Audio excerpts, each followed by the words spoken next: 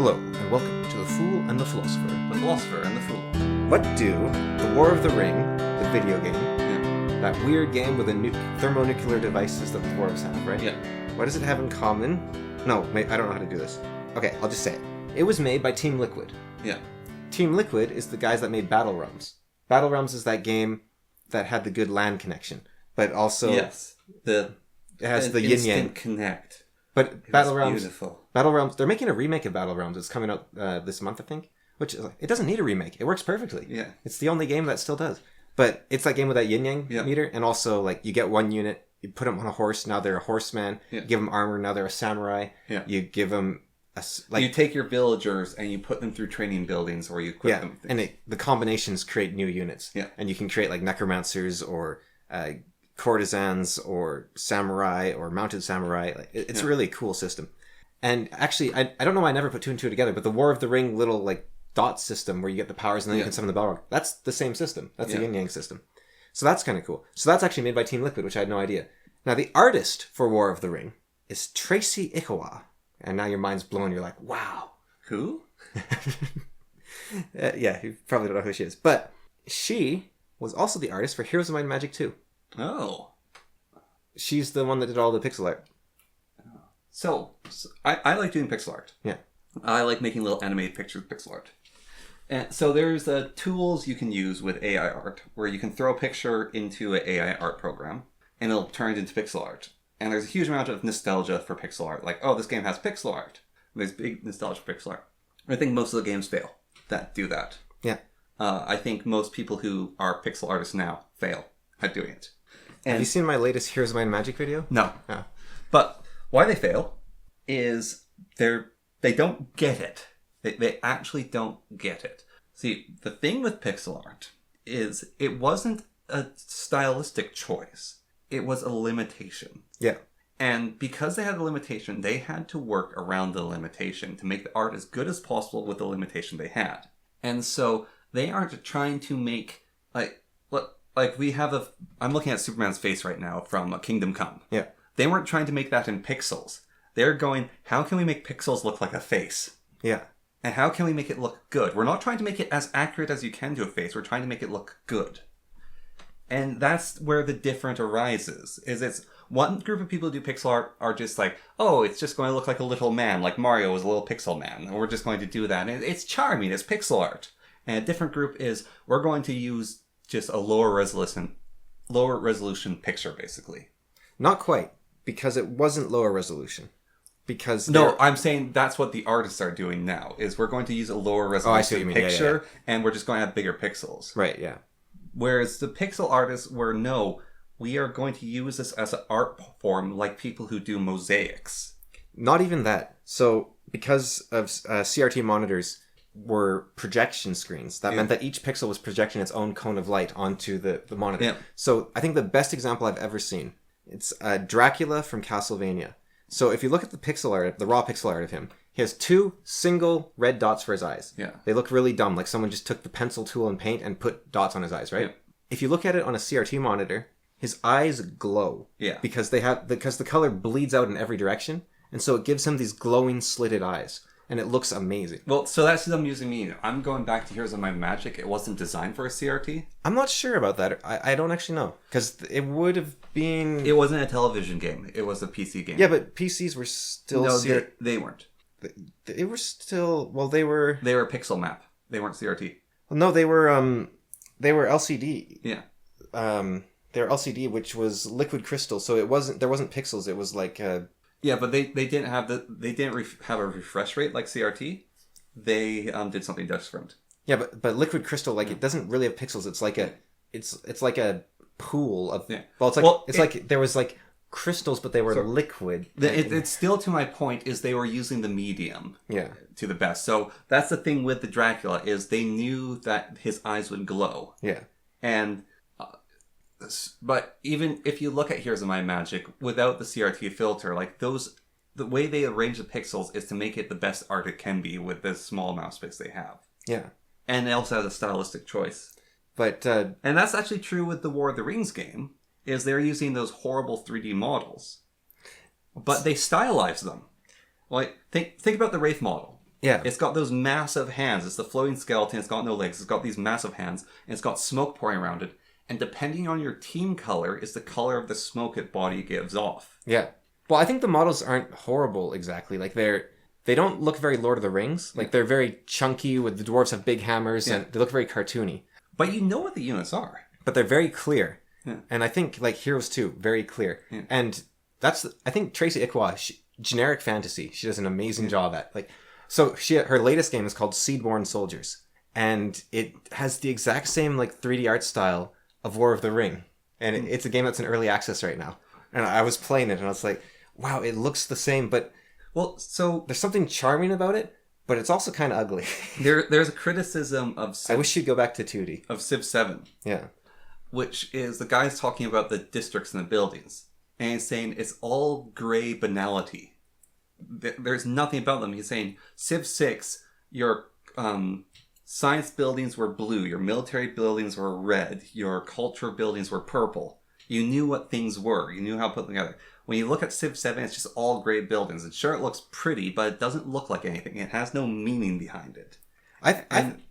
When I played Age of Empires 4, I played one of their betas, their free betas. Yeah. And I had no idea what was going on.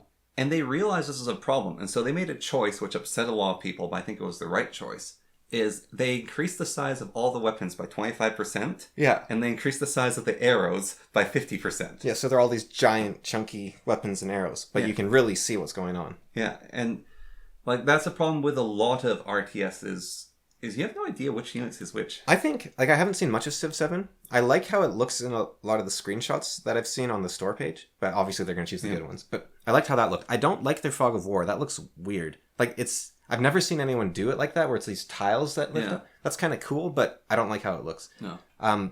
But the UI, it reminds me a lot of like Humankind, Endless Legend, that sort of thing. Yes. It's very sterile. And also, the sterility, I don't like it, right? It's not very nice to look at. But that is minor compared to, it constantly pops in and out over and over and over. I don't know what they were thinking. It made me motion sick to watch someone play. I was like, whoa, what's going on here? This is crazy. I think the idea is that it's made for controllers, but I'm not sure how that would help by having it just bump in and out all the time. But why did anyone look at Endless Legend or Endless Space or Humankind and think, yeah, I want to copy that company. That company knows what they're doing. The company that makes bad Age of Wonders clones. Let's be like them. If you look at Civ 5, I don't know as much about Civ 6, but if you look at Civ 5 and you look at all the other Civ games, a lot of people have said there's a pattern of this Civ game was better than this one. Yeah. And I don't like these features, and then people learn to accept they love, and that's the next one. It's like, so they're saying people will learn to love Civ 7. Yeah. However, a lot of people never learn to love Civ 6. That is my biggest concern with... So, basically every game so people have been making this argument for Civ 7. Every game launches terrible, then becomes great, right? Yeah. And I agree. That's how the Civ series has been since Civ 3, right? Yeah. It launches terrible, DLC makes it amazing. Civ 5 launches terrible, DLC makes it amazing. And it's always been true. Civ 6, they didn't fix the game. Yeah. And so if they can't fix Civ 6, I have no trust for Civ 7. Yeah. Well, one of the other things is every Civ game has been a Civ game, actually, until Civ 7. Yeah, now it's just a generic Humankind. What someone could say, I think these are a problem with Civ 7, which is the ages. They have those 3 ages, and you switch between ages. Yeah. That is a problem, but that's not the biggest problem. Choosing a leader who can lead different nations. That is a problem. That's not the biggest problem. They got rid of the throne room. No, the biggest problem is in a Civ game, you put down a city, you have your icons. You see your gold, you see your food, you see your production. Yeah. You have your science tree, which is a tree, and you have your culture, which is simple as well. Yeah. In every Civ game, I've played Civ from Civ 3 to Civ 5. I've barely played Civ 4. But I've looked at all these games get played. I watched some people play Civ 1, Civ 2. All these games, your money is your money. Your work is your work. Your food is your food. Your villagers improve their tiles, or they don't. You have the districts in Civ 6. Even then that works. Problem is, Civ 7 doesn't actually have these anymore. It's got all these weird bonuses and resources and too much stuff. It's not, even that's overcomplicated, it's not the core of what Civ is. These luxury resource, happiness, all these tiles give you something, so there's never a wasted tile. It's just this chaotic mess of trying to craft. Your leaders level up, and they have these different level ups, and then your culture tree is also a science tree. And Well, they did that in Civ 6. The culture tree is a science tree, and I actually really like the cards. Those are really cool. The cards are fine. No, it's weird. I think Civ 6 actually had some of my favorite ideas of the whole series. But what I'm getting at is you can look at a Civ game. Yeah. You can look at from 1 to 6. You can look at them and you can know they're a Civ game. Yeah. If you were to look at Civ 7 with all the UI's buttons there, so like shows the resources and the tiles, you would look at that and think, oh, someone made another Civ clone. Yeah, like Old World or something. Yeah. Have you played Old World? No. It's like Crusader Kings combined with Civilization. Yeah, I haven't. I got it, and then I got it on GOG, so you have a month to refund it, and then I refunded it after a few days, because it's really weird. But yeah, Civ... It doesn't look like it's not even the art style, it's the game... The way the game is doesn't look like a Civ game. I think the ages, you said those... I think that's a really big problem, actually. Oh, no, those are all really big problems, but I'm saying the biggest problem... They might all add to it. It doesn't... Like, you could have one of those features, maybe. Yeah. But everything all together and just the games... It doesn't look like a Civ game. I've probably... The Civ games I've played the most are 2 and 5. Yeah. And I didn't like 4. Problem with 4 is that it's really complicated. There's a lot of... And it's complicated in the same way Shortest Trip to Earth is complicated. It's not interesting decisions, there's just a lot of decisions. Yes. Well, that's actually an interesting thing on textual fluff, is when you have an RPG, and you've got the 5 options. Yeah. You've got the real choice. Yeah. You've got the evil choice. You've got the silly choice. And you've got the slightly good. And you've got the slightly bad. Yeah. Well, and that was what, what's that game called? Mass Effect started. It does nothing. Yeah. Well, I guess before Mass Effect there was... Baldur's Gate did. Well, I was thinking the Knights of the Old Republic. Yeah, Baldur's Gate did as well, though. Like, you look at the 3 different choices and... I don't know if Baldur's Gate did it to the same extent. No, it didn't do it to the same extent, but... Your choices didn't really matter in Baldur's Gate. Yeah. A lot of the time. Like, there's this one... You know the Doppelganger Castle in Baldur's Gate 1, I think? I actually got tricked by them. Like, I actually believed that they were Gorion and... what's the other guy's name?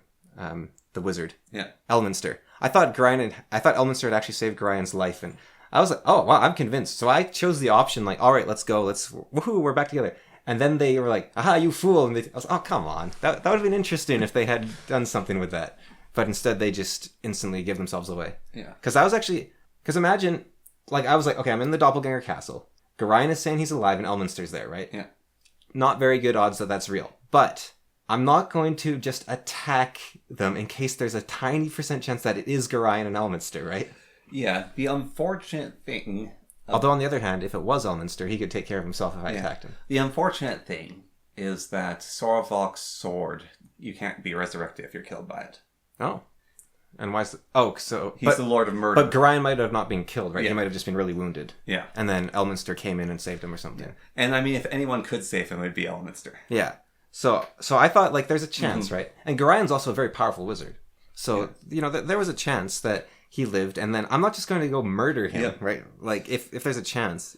Yeah. I that weird paradigm shift in video games, which is, we have unlimited choices in an open world. The player's like, no, you don't. Yeah. You guys never got the concept. You saw the jangly keys, and you're like, ooh, jangly keys. No, the jangly keys unlock things. We don't care about the keys. We care about the doors that open. But,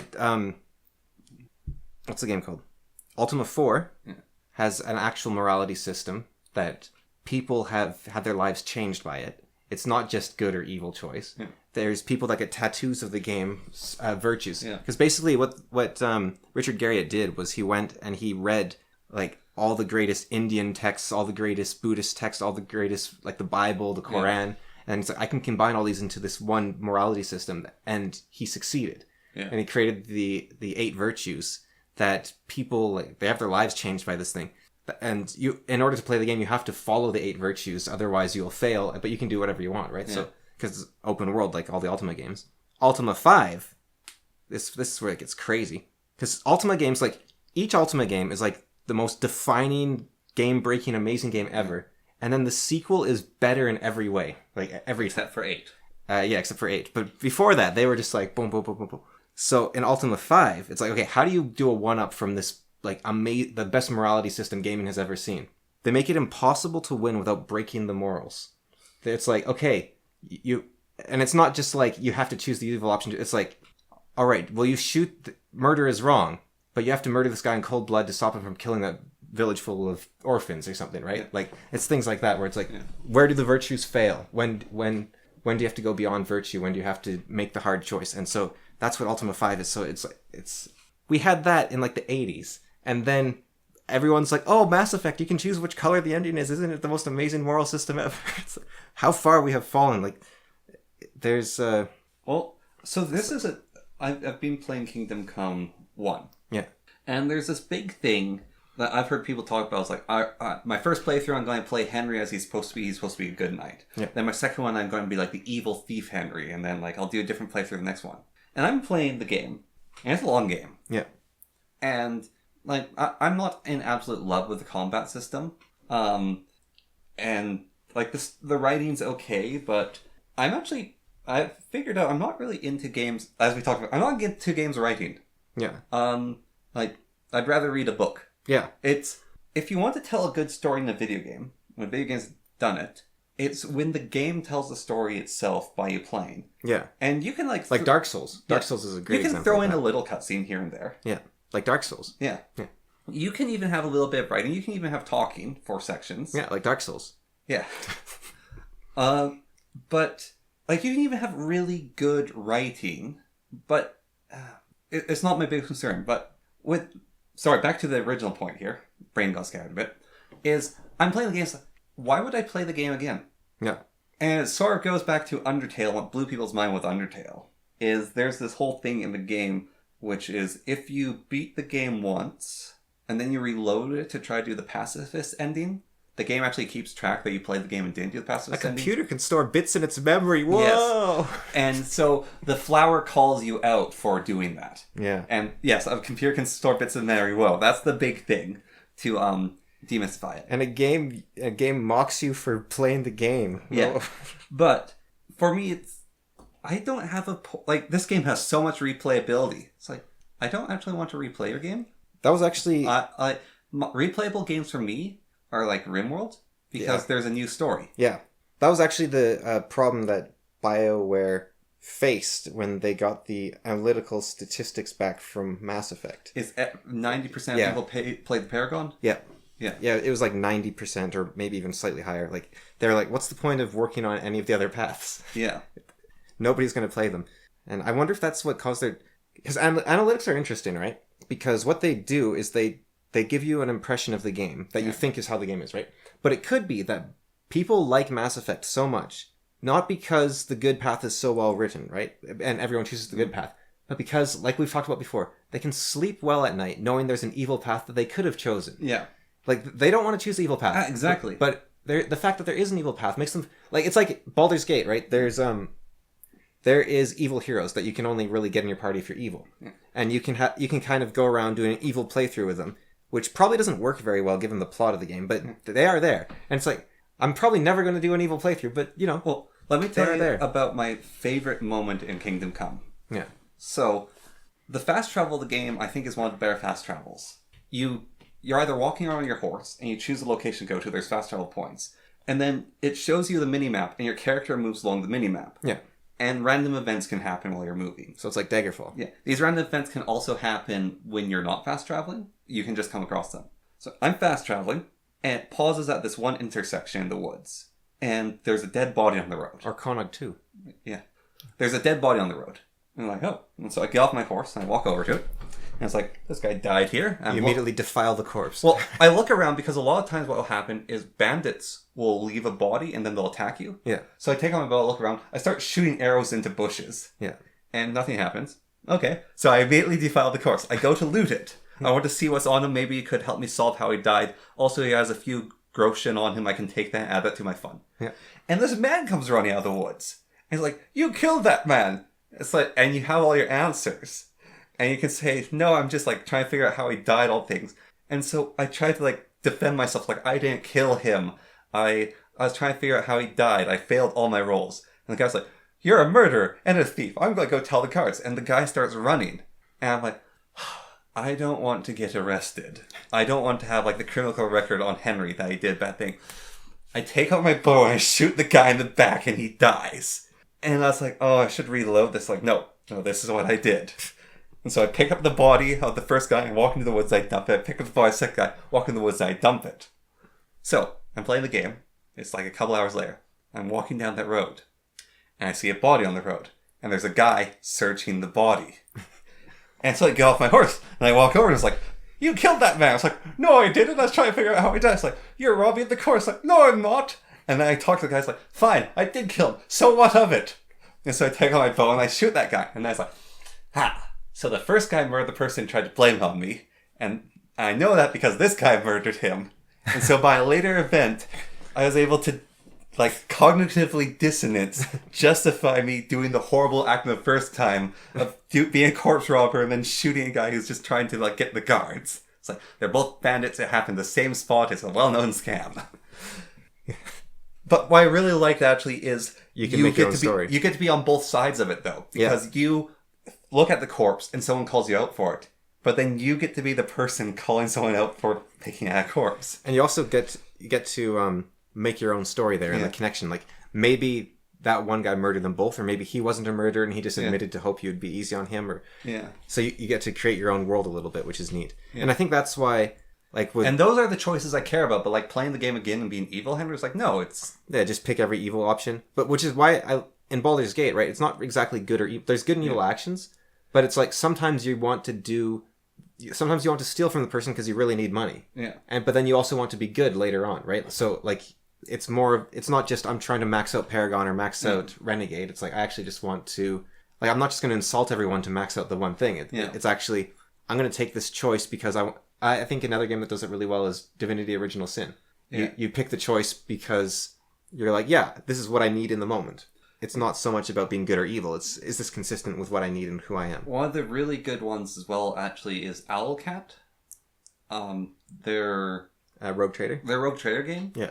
It has 3 different paths. It has Heretic, which is most blatantly evil things ever. Yeah. And that makes sense because heretics are degenerates. There is Dogmatics, and there's Iconoclast. And so Dogmatics is following the Imperial Truth, and Iconoclast is trying to do what's right. If you choose every Iconoclast option, it's not the best choice. Because you can do what you think is right, but there's a reason the Imperial Truth is the Imperial Truth. Yeah, that is interesting, but I do think that having paths is the problem in the first place. Although that said, Ultima 4, there was 8 paths, right? So, well, I think what Divinity did was really good. Yeah, it's just a story that happens. It's just a story, and the paths are just the choices you make. Are the choices you make, and they have an impact on the epilogue. And also, like like your character being romantic or cold, it impacts your epilogue. But it also, if like we had a case where you tried to rob a shopkeeper, and then that got the guards summoned, so I had to kill all the guards and the shopkeeper to sort things out. But it turned out that person was evil all along. Yeah. And it's like, I knew that, but I was like, okay, so if the villain's dead already, what happens when we just keep playing the game? So it's not our problem. Yeah, so we kept playing the game, and they got resurrected into a zombie later. It's like, so there's a totally different path to fix what you can't break the game. It was And number 2, when it first released, it was such a more complicated game that they had ways you could break it all over the place. Yeah. Even though they were trying to do the same thing. We crashed the game. Yeah. We got stuck in a basement. We had to restart the game because we did something in the wrong order. And we got stuck in a basement. Yeah. But I think that's a much more interesting way to do it. It's not, there's paths to follow. It's just the world is living and breathing and reacts. Yeah. I think Skyrim does this too. And all the Elder Scrolls games. I want to go back to this with Skyrim versus any other game. Yeah. So Kingdom Come Deliverance 2, I'm going to have a realistic combat system. Yeah. So the combat system in Kingdom Come Deliverance 2 is you can hold your sword in different directions, you can swing to attack, the enemies can block, and then for some stupid reason they added in the Master Strike system, which is there's a perfect parry, which can block any attack. And if you get a super perfect parry, then you do a Master Strike, which is you block and attack at the same time. Yeah. And enemies can do that as well. And so if you attack an enemy, they're just going to automatically hit you, and there's nothing you can do about it. Yeah. And so the game devolves into walking around in slow circles, waiting for the enemy to attack you so you can perfect parry them. Yeah. Apparently the second game fixed that a bit, but whatever. And I was watching Avowed, some gameplay of Avowed, And it's like got this very stiff style. It's a little Skyrim-esque, but there's a bit bigger systems. Enemies have way more health, like shooting pistols. Has these little dash buttons so you can dash and dodge around to get away with attacks. And we can go to your Dark Souls, like your attacking or fighting system. And people rag on Skyrim, and they make mods to make the combat system better. I think Skyrim's base game combat system is actually brilliant. I think it's one of the best combat systems in the world. Because Skyrim is an RPG. Yeah. And if you look at Oblivion... It's about your player skill. Yeah. The combat is you're standing there in front of a skeever swinging your sword, and it can miss. Yeah. And the rat can attack you, and it can miss, and you can try blocking through things, but it might as well be a Final Fantasy, 2 characters standing paused, and you press buttons. Yeah. But then, what Oblivion does is goes, no, this isn't everything. You can run away, you can maneuver to a higher ground and shoot it with your bow, you can cast magic... No, it's very realistic on a strategic level. And so Skyrim goes like, it kind of feels silly though to swing your sword and not have it hit. And so Skyrim's combat isn't, oh, you slice your sword through someone, that should kill them, or it's like a big hit. This is a fight, and it looks fun, and we have these little cutscenes that happen where your character becomes invincible and you like perform a takedown. Yeah. Like the arrow gets tracked on the bow, or in the Skyrim combat... you run out of mana, so you have to eat a bunch of cheese wheels. That's not realistic. It's like, no, it's fun. It doesn't have to be realistic or good, realistic combat or tactical. It's fun combat.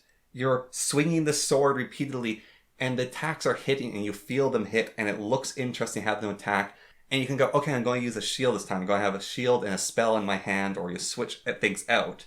And it's more about the interactive systems playing with each other. And even if we just boil it down, we get rid of everything, and we just give you like the club, the axe, the sword, the greatsword, the shield, all those things. We don't even have the enchantments or anything. Even then, that combat is good. I think that combat is better than Kingdom Come's combat. Because it feels fun to do it. And also, you want to take like the advantage of the terrain and whatnot. Yeah. It's weird though. Staircases in Skyrim are the opposite of real life. Because if you're on a lower staircase, your enemy's sword goes above your head and you can stab their legs. Right? But if you're on the upper staircase, you'll miss them every time you try to hit. That is actually realistic. But isn't it supposed to be the advantage to have the high ground? The high ground is the advantage in mass infantry fights. Yeah. Or in arrow fights. Or in spiral staircases. And why it's important in a spiral staircase is if you're standing up higher, they were designed so all spiral staircases went up in a certain direction. So you would have your right hand. Yeah. You can swing your sword on the inside. Right. And if you're going up the other way, your sword has to be swung on the outside. So you can't perform the correct attack. So the actual advantage of the staircase in 1-1 combat is only if it's on a spiral staircase. I have the mod precision, so your sword is what you hit with. Yeah. Right? So if you don't hit with the sword, you don't hit. But it's really interesting because it also has terrain collision. Yeah. So you can actually back an enemy into a corner, and if they have a great sword and they try to swing at you, they'll just clip it on the wall and then they won't be able to hit you. Yeah, Mountain Blade does that inherently. So I think that's kind of neat. But it's Skyrim... I also have a parry mod, so I'm just like... Yeah, like having those mods... Smash Bros out here. Having those mods is fine, but the Skyrim's combat is just fun. Like, you can fight a horror enemies. Like, in Kingdom Come, you're a full armored knight with a big sword. I actually think this scene is unrealistic. There's like 8 peasants, and they attack me, and I lose the fight. Yeah. And why I think that scene is unrealistic is they have clubs, I have a greatsword. I swing my sword, and I cut one of them, and the guy doesn't go down instantly because he's got like some armor stat that keeps him alive or HP. Yeah. It's like, no. If I swing my sword, you're going down. Yeah. And, but in Skyrim, it doesn't care about... There can be 8 bandits, and you're a hero. It doesn't need to be a realistic fight. It's just meant to be fun. And if your character's designed to fight 8 characters, they'll win. If you put all your skill into lockpicking and speaking and alchemy and chanting, your skinny little nerdling is going to get his face stomped. Yeah. Yeah, it's a pretty good system. I think I actually got to wrap it up there probably. We're good. Good there? Yep. Yeah. Yeah. Have you played Avowed? No. Yeah. No. It has good reviews, so I'm interested. But... I remember looking at the original trailers for Avowed, and it was being made by Obsidian. Yeah. And it's like, oh, I really want to play this game. This looks so cool, like the early things. And seeing the gameplay now, it's like, this is stiff Skyrim demo. If it's on sale for like $10, I'll be like, yeah, I'll give it a try. Yeah. What I really like, though, I will say this. No extra end-user license agreement, no de novo. It's rare that you see that from AA these days, or AAA, so props to them there. I'm very happy about that. But yeah, all right, just kind of a weird ending there. I was just like, were you informed about that at all? All right, ciao. Hello and welcome to The Fool and the Philosopher. The Philosopher and the Fool.